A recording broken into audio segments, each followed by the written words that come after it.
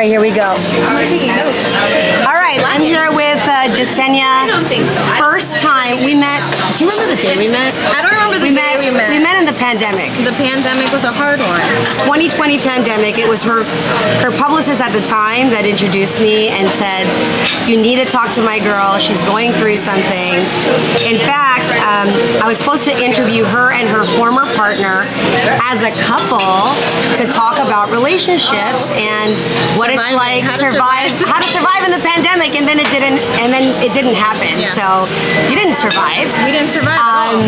But it was a great process. What did you learn? You know, the breakup was hard. I didn't see it coming. Obviously, I thought we were doing really well. I think the thing that we lacked, What? Don't interrupt our film. I think do your thing. It's okay. The thing I think that we lacked was communicating. I think a lot of the resentment harbored between us both. Right. I think the more he tried to talk, he didn't realize that I needed a source of venting too. But I felt like I had to be the strongest of the two. And then I resented him. So it was that, that back and forth. Once that separation happened, I think a lot of people can agree that 2020 forced you to sit within yourself and do work. And I remember when we did the work, I was also working with a therapist for the very first time. I got my family involved too, because there were a lot of things that Carmelia brought to play that I had no idea. I had no idea what boundaries were, and we laugh about it to this day because you didn't know your love I didn't know my love language, which is like so common. You didn't know attachment styles. I didn't know that either. Oh my gosh! And what did you discover? Are you avoidant or were you anxious? So I avoided issues. Okay. So I'm you the were type of- avoidant attachment style? Yeah. So But then you were anxious around him. right. It's weird. Very weird, very weird. But at the end of the day, I think we're all different depending on who and what our environments are surrounded by. But one thing that I key learned was that the journey of discovering who I am, what I want, saying F you to society, like you can't define what my happiness should look like. I've tried doing that. As a Latina, as a first generation, I tried to be married by a certain age, have kids by a certain age, because that's what my culture and society expected me to. I love when you say as a Latina. As soon as she said Latina, it like you turn into this Latin, thing. And then I said, you know what? No, I am me, and my mental health matters. My spiritual healing past traumas mattered, and breaking generational poor habits matter. Yes. Gracias. Sí. Gracias. I have a little. Did you get a little? Ooh. Ready? I ordered. Didn't I order? A drink? No. None of Oh! You have mimosa? No, I'm sorry. Oh, there's no alcohol? No alcohol. Darn it. I relax. We can cheat it. You can use Patrick's coffee. And we can cheat it for right now. I will have just agua. I just find out what. It's okay. Oh, you know what? Doesn't this come with a green juice? Or no? No. But if you want, I can give you a green juice. I have just water. Water's good. Water? Yeah. Okay, thank you. Thank you. No, the caption. What did it say? Oh, you didn't read it. Instagram influencers be at breakfast like. Well, I gotta follow you. Are you tagging? Do you know how to tag? I'm tagging. I don't have your own Instagram. Is it okay if I tag you? Yeah, and I'll follow you too. Yeah. And I remember Carmelia wanted me to jump into the dating, and I was like, girl, I'm not ready yet. And it took me 2 years of being by myself, traveling the world by myself, figuring who myself is, until I gave it a whirlwind. And granted, the dating pool just sucked. Yeah. The dating pool sucked. I'm gonna say that. It's really hard. It is. Well, I mean, talk to me about the fact that you have 500,000 followers on Instagram. The thing is that people loved your relationship. They were inspired by your relationship. But of course, we don't see what happens, pardon me, behind the scenes. And then there's a level of, privacy that you want to have. But then again, there's an obligation to your fans. Yes. How challenging was it to break up in front of all of your, do you call them fans, followers? They were definitely family for me. Yeah. They were supporters, and there were probably some people that, you know, in relationships you hear both sides, and then you'll have people that, you know, choose a side. Right. But I really love and admire the fact that you, at least from my perspective, were always very respectful of your relationship and didn't Right. trash talk or try to make your ex-partner look bad. Right, no. You know, and you were really. I was very careful because at the end of the day, this was someone I loved, and they were going through their issues, and then so was I. Right. And of course, there were people with a lot of questions because there was a lot of subliminal on their end, and I think that sometimes people that are hurt want people to validate their feelings. And I know that my previous partner did a lot of feel bad for me type of thing, and like pitying. and in the light of it all, it did turn some people to question my integrity as a human. Right. You know, it's no surprise people know that my ex was transgender, and at some given point of our breakup, there was a indirect direction to try to say that I was transphobic. I don't believe someone that fell in love with someone that was trans could be transphobic. First of all, 3 years in a relationship Yeah, nearly, with a trans man, there's no way in heck that you could be transphobic. Sacrificing when you careers. stood by your Right. partner I and literally, yeah. careers. Thank you. I also sacrificed family because I know there was a family member that wasn't supportive of any of it, and I decided to part ways. I said, listen, if you can't respect my partner, then you know what? I can't. So there was a lot of back end that people don't know or never really will know the complexity of it. But at the end of the day, I dealt with my grief through all the stages, you know, privately, with professional help, and family. So I'm super happy that we met. Camelia, she's able, like even like in reality, when she first met me, I remember even looking at myself during those previous times. I'm not the same person. Not at all. No, and thanks to you, you're part of that. You're part of it. Well, you know, the thing is, I can coach people, but like you got to do the work. Yeah. Right. And party with it's one thing. So be really proud of yourself because, like you said, I've had her on my podcast a few times, and we've done many collaborations. But there are still people that are stuck in the past. They're stuck in their story, Right. and they haven't broken that mindset. Right, Really, right. it's mindset. And then you continue to date the same people, Right. and you continue to wonder like what's up, and it just doesn't work. And it is hard because even like let's say the dating scene was difficult, the dating pool was hard. Finding a person to share your life with, that's also work too. And I'm not gonna lie, there have been a lot of tests in certain situations that I've had to learn to communicate and put. Now, do I hope it works out? Who doesn't go into something, you know, thinking, okay, it's not gonna work out. You want to go in, but you also have to be real to yourself and also honest to your end goal. If no one can make you happy, that's your job.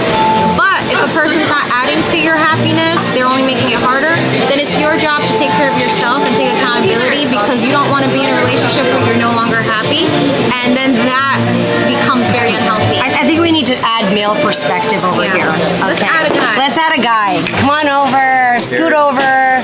Scoot over. What are you doing? He's a Move guy. over. Come in. Come this way. Come this way. All right. We have Frank. No wonder I went to a we have million beauty Frank. suppers. We have Frank Ness here.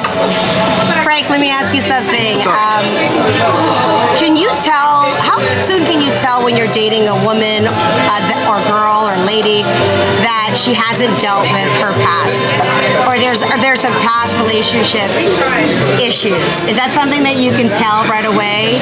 Usually on the first date, I will pick up on that, depending on the girl and like what she's talking about. Yeah, if she keeps talking about her past a lot, then like obviously she's there's not a over it. red flag That's that smart. she's not over it. So That's like my indication. Okay, so as a guy, when you're on a first date and this lady keeps talking about their ex, like how do you deal with that? Do you actually call them out on it, or do you just listen? I'll just sit and listen. I get more information if I'm just sitting there listening. He's a Scorpio. That's what they do. Yes. So, What are and you? then Virgo. Virgo. Okay. Aries here. Aries. Anyway, sorry. Yeah, and then from there I just kind of assess, and then if it's like ongoing talking about the past, I'll kind of maybe interrupt and say, hey, you know what, maybe we should not talk about it so much. But at that point, I'm already noted. I'm in my head, and It's a rule of thumb. kind of just like play it off, and then start a different conversation. So rule of thumb, and this is something that I didn't talk about my exes until someone asked me about it, and that usually is like the third part, because you don't want to go. You're trying to get to know the person you're sitting across from. So it's not like, hey, here's the roster of people that treated me like X, Y, and Z. You have to take accountability of who you also stayed with. Yeah. You know, to dance a dance, it takes two people. That's why my red flag with a guy is if a guy starts shit talking about his ex. I'm like, wait a minute. Yeah, that's not cool. That's not cool. And they actually want you to kind of agree with that, right? Like as if you're gonna like want to hear that gossip. And it's like, skirt, pump the brakes. No, and then that to me shows me like, okay. Especially in the beginning, it's like you have nothing else to talk about. Right. Yeah, exactly. Exactly. So that's my red flag. If the person ever talks smack about their ex, especially on the first, second, third date, like, what are you doing? Work on yourself, heal, move on, take accountability. That was a person you once loved. Show some respect. Mind your business. I want to ask Frank if he knows what love language he is. What's your love language? Do you know what a love language? I have no idea. Okay. This is mine. Okay. What is a love language? You don't know the love There's language? 5. Oh my God! You know what? I taught her the love language, but now let Jasenia explain to the audience the 5 love languages. Pay attention, Frank. Okay, so there's 5 love languages. Carmelia taught me this. Okay, there's words of affirmation, there's gifts, there's touch, there's quality time, and then there's acts of service. And explain. so acts of service is you show your love by doing things like cleaning, helping, cooking, you know, that. Touch is obvious, you know, you like hugging, cuddling, kisses, you know, you don't care about public affection. PDA, yeah, you're okay with that. Gifts, you like gifts and you like giving gifts. Yes. You know, you like getting people things, you know, whether it's a small gift, big gift, it's just gifting. Yeah. Words of affirmation is you like being told you're like amazing, being you're acknowledged beautiful, verbally. validated verbally. And then, am I missing anyone? Because I know I said 5. No, that's them. Oh yeah, Words of acts affirmation, service, acts of service, touch, physical quality time. Okay, yeah. Quality time. Yeah. So quality time is literally, remember, the love language means how you like to get love and how you give love. Those are the primary. So for me, when I did my love languages test, it's almost toss up between acts of service and quality time. I'm super, super busy, so I spend my quality time with people I really care about, right? So clearly I care about these people. And then acts of service, you'll see me like doing stuff. I'm so much a giving person, right? So now that we've defined it, what do you think you are? Like in terms A little bit of all of them. Okay, which one is the most? Which one do you think you like the most? Because it is possible to I'm a have. giver. I like to give. Oh, because you're acts of service. So are acts of service or Yeah. gifts? Both. I think gifts less probably. Well, look at what I did yesterday. What'd you I do? went and gave. Oh yes! Oh my God! So she He was a ordered football. food. Oh my God! That's so true. Who did you get food for? A friend that I met. He met a friend and she was sick. So he literally in the restaurant ordered her food, so nice. delivered it to her, and then came back to dinner And with that's us. considerate. And these are the things. Aw. So it's important to know. Because she didn't want anything spicy. Yeah, it's important to know And he your thought- love language. He was thoughtful. Right. He That's very considerate. He considered her food taste. I think you what know? we hurt as people is when people don't. We're not looking for words of a thank you. It's just appreciate me, you know. And sometimes when the way we show love, we like to be loved that way too. So let's say this girl decided to make you food. You'd probably be like I would love that. like that's so keep in mind you might love gifts and he might like, you know, acts of service. Here's the thing, he'll gift you and you do something nice, whether it's a massage, whether I cleaned up your apartment, whether I cooked you a nice, you know, 3-course meal at home, because it's possible. And so, you know, those type of things are very important. let's do another one. Do you know your attachment style? This is all new to me, guys. And Carmelia can explain that in depth because I feel like I've evolved. So You let's know, go. it's way too hard to explain Cheers. per se, but cheers. Cheers, cheers. Little chai latte. got Cheers. water. Cheers to Little chai water. latte. Oh, I got I love water. chai Let me cheers latte. you. How was it? You liked it? It's delicious, so good. right? Trying not to get rid of it right now. Here's the thing that a lot of people, when you talk about, when you start to do work on yourself, people will talk about their inner child. Have you heard of that? Your inner child? Inner child. Okay. Okay. Baby Scorpio. Yes. When I see Frank, all I see is a 4-year-old. You know that? Like, I swear to God. I just see, because of that, he just turned 4D. So, yeah, he's his 4-year-old plus times 10. He does not look it at all. Yeah. I'm like literally sitting right next Yeah, to I him. He know. does not look it at I all. know. So, I want to be, well, how you're I'm raised messing in your parent home is like it's what you call the pair bond with your parent, right? And so there's 4 attachment styles, but people really talk about the 3 primary, which is avoidantly attached, securely attached, and then anxiously attached. Now you'll know this because in relationships, the people who are securely attached usually, not always, were raised in a 2-parent home. Although there was conflict, they resolved conflict in a normal, healthy way. It's not screaming and fighting and abuse and verbal abuse and all of that stuff. So secure attachment style means that you are aware relationships will have conflict. You're not going to freak out when you have a fight, right? So that's about security. Now, when you're avoidant attachment style is usually when a child experiences abandonment, rejection, lack of attention. So you're really, hurt. and that could be your family busy working to provide Correct. food, What was take you that to first school. one? What was that first one? Correct. Secure. That's great. So avoidant is when like you literally don't want Gives me people hope in life. to be close to you. As soon as narcissists are avoidant, they're push pull. You get too close, they're gonna push you away. And then anxious attachment style, which probably everybody I think goes through some anxiousness, but it's where you obsess about the relationship. You put everybody ahead of you. It's like they beg you to be with them. That's what it is. Yeah, you kind of like put your needs In the you back. make the other person's needs more Oh, so I important. was anxious. Like, see me, I'm here. Yes. Hello, love me. Exactly. Appreciate me. Exactly. Because you fear. I'll go the extra Yeah, you mile. fear the abandonment of the relationship. You will actually put yourself in distress more than the other It does, person it does. because you care more about that other person. learned Is that not clingy? I learned That's Well, it clingy. could be a little bit of that Clingy's too. so hot. Yeah. Beginning. Well, I really no, like someone. You know what's funny Yes. I don't know. So hot. But then I lose that Yeah, you interest really can be quick. a little bit. You can be a little bit of both. What's funny is that as much as I was that, I also like thrive on independence.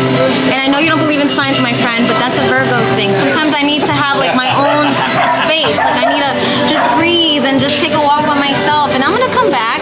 Just some people are like, hey, let's figure this out now. And I'm like, I can't because my mind is running. I have to think and figure it out. But I will always put you first. And even though I may not want to confront the situation right away, Yeah, those are people who love you're hard. right. They like love hard. I love her. I can see.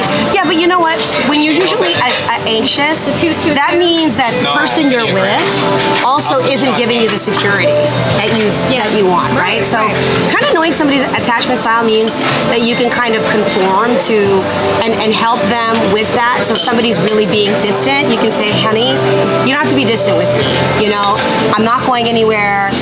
You're safe. You know what I mean? You need those kinds Self-sabotage of you self-sabotage. Yeah. And if someone's anxious, same thing. You can kind of say, they usually are jealous. They usually want to know everything that you're up to. There'll be people that will text you like 5-6 times a day. Yeah, not cool. Well, luckily, I feel like people could have little bits of, kind of like in 5 languages, you found yourself in a little bit of space. Like for me, I'm the worst. Like I'm the worst text messenger. I Why? could probably, Yeah, me too. I'm just, because I guess I'm living in the moment and now, and I'm not like really like this. So like, if like I don't, sometimes you won't hear from me, but it doesn't mean I'm like ignoring you. It just means Right. I'm like, But you can actively call you though? present. Yeah, call me, I'll pick up. That's me. Yeah. Yeah, call me, I'll I'll call pick you up. back. That's true. Text message. I'm not always What do you like, but I'm Frank? always on What do you call. like? I'd rather a call. It's more Personal. yeah. A text message, I just don't have the patience to really have like a I also have conversation carpal on tunnel. text. It's like hard. Cool. Like if it's a quick text, like, hey, I'm on the way or something, sure. But Yeah. Well, for somebody who's stressing out about texting, I just met the author of Speaking in Thumbs, psychiatrist who wrote an entire book on how to decode your text messages. For those who obsess about that, that's in another video. But Yeah. we're about to have our breakfast, so what advice can you give to someone who's going through a breakup right now and they're just at their knees about like, it's over, I love this person, like the point where you were at, what would you say? You know, accepting is the first thing, right? Accepting it, you have to go through all the process of grief because it's like losing someone through a death. If you've lost someone that you love, right, like a loved one and they're gone and they're no longer in this world, that's how it sort of feels. So it's okay to feel all these distress. But now it's like, okay, I have this time, what can I do? It's not why me? It's what can I learn from this? And if you're willing to put in the work, I bet you're gonna learn so much from it because I know I have, and I know that if you do the work, you will too. I for sure promise you that. And I think, as much as you want to obsess about what you could have done, you have to know that you can't control the other person, and that the best thing that you can do is put that energy in your own healing and develop it. So. And look what I've done since then because of I you. know. It's not because of you. You did it because of you. Because of your coaching and your guidance, and you allowed me to sit in myself and do the work. And yes, I did do the work. Part of it is doing the work. Yes. The other part is getting the tools. It's coming to terms and what is it you're going to do with it. Since then and now, I've produced. Now I'm directing and starring in my own independent film. I'm doing a lot of cool things, and that's because I found myself. And, Yes. And my struggle is now to continue to challenge myself to new things because it's not over. It's not over, and I'm totally okay with getting older. I got my eggs frozen. Wow. I did 2 We'll talk about cycles. that. We'll It's talk all about cool. that.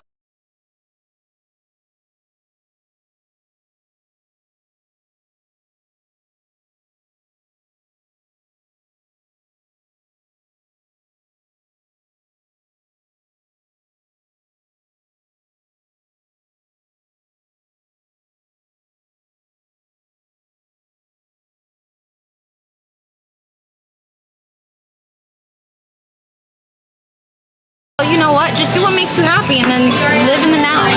Frank, any breakup tips for people here? Now that you know your love languages and attachment styles, you're smarter because of this. I would just say if you're really down and going through that breakup, focus on yourself for sure. Surround yourself with good people. Maybe change your environment so you don't focus only on your ex or negative thoughts. You got to do a digital detox for sure. And work out. Yeah, work out. That's it. Work out. It's gonna be your best friend. Work out. Make All the right, gym your friend. guys. See Oh, ya I see. later. Fit Frank. I see.